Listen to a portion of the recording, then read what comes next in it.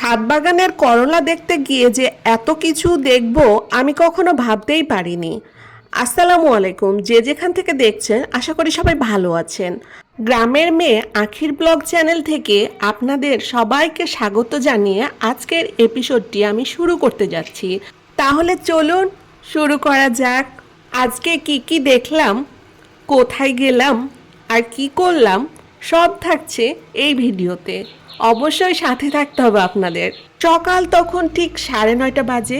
মা উঠেছিল ছাদে, ওখানে গিয়ে দেখছে করলাগুলো বড় হয়ে গেছে।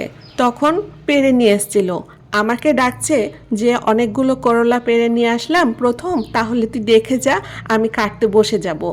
সেজন্য আমিও দৌড়ে করলাগুলো দেখতে এসেছিলাম। আর এর মধ্যে আব্বা গিয়েছিল একটা জমিতে, সেখানে কুমড়া গাছ লাগানো আছে। কয়েকদিন কুমড়া অবশ্যই নিয়েও এসেছিল, তবে আজকে 2 ব্যাগ ভর্তি করে কুমড়া নিয়ে এসছে। কিন্তু দুঃখের বিষয় হলো আমি ব্যাগ ভর্তি কুমড়ো দেখতে পাইনি। তার আগে আমার মা নানি বাড়ি নিয়ে চলে গেছে, আর আমাদের জন্য কিছু রেখেছে, আর পাড়া প্রতিবেশীকেও দিয়েছে। আর আমি এখানে দেখতে পাচ্ছি যে কচি 2টা কুমড়া আছে, আর ওখানে মনে হয় ঝিঙেও গাছও লাগানো আছে, তাই এই কয়টা পেয়েছে।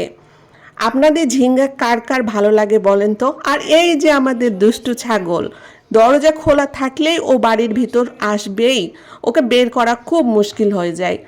তারপরে আমার মা বাসায় এসে বলছে আরেকজনকে নাকি কুমড়ো দিতে হবে, তাই আমার নানির বাড়ি যেতে হবে। তো এখন মা কাজে ব্যস্ত, যেতে পারবে না, সেজন্য আমি শপিং ব্যাগে কুমড়ো নিয়ে এখন নানির বাড়ির উদ্দেশ্যে রওনা হলাম। আর আপনারা তো সবাই জানেন আমার নানির বাড়ি বেশি দূর না, 4-5টা বাড়ি পরেই। আমি যখন বের হয়েছিলাম তখন রাস্তা পুরো ফাঁকা। ঠিক 1টা বাজে তখন এখানে গোয়াল দুধ দুহের পাত্রে দুধ রাখতেছে। আর এখানে তো কি সুন্দর কিউট কিউট মুরগির বাচ্চাগুলো, আমার তো দেখে খুব ভালো লাগছিল, তাই অনেকক্ষণ দাঁড়িয়েছিলাম। আর আমি চলে এসেছি নানিদের গলির গেটে। আর সেখানে আমি দেখলাম জায়গাটা পুরো ফাঁকা, কেউ ছিল না সেখানে। আমি তো গেট খুলে এখন ভিতরে যাব নানিদের গলিতে।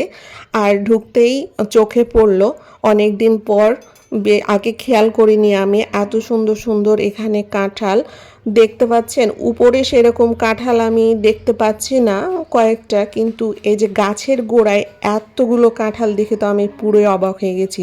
আপনাদের আগেই বলে রাখলাম আমি কিন্তু আপনাদেরকে কাঁঠাল খাওয়াবো, কাঁঠালের দাওয়াত রইল। গ্রামের এই দৃশ্যগুলো আমার খুব ভালো লাগে। রাস্তার পাশে কি সুন্দরভাবে গাছটা দাঁড়িয়েছিল। এখন আমি নানিদের গেটের সামনে, এখন আমি বাড়ির ভিতরে চলে এসেছি। কিন্তু আমার একটা স্মৃতি মনে পড়ে গেল, এই যে এই কাপড়গুলো মেলা দেখে।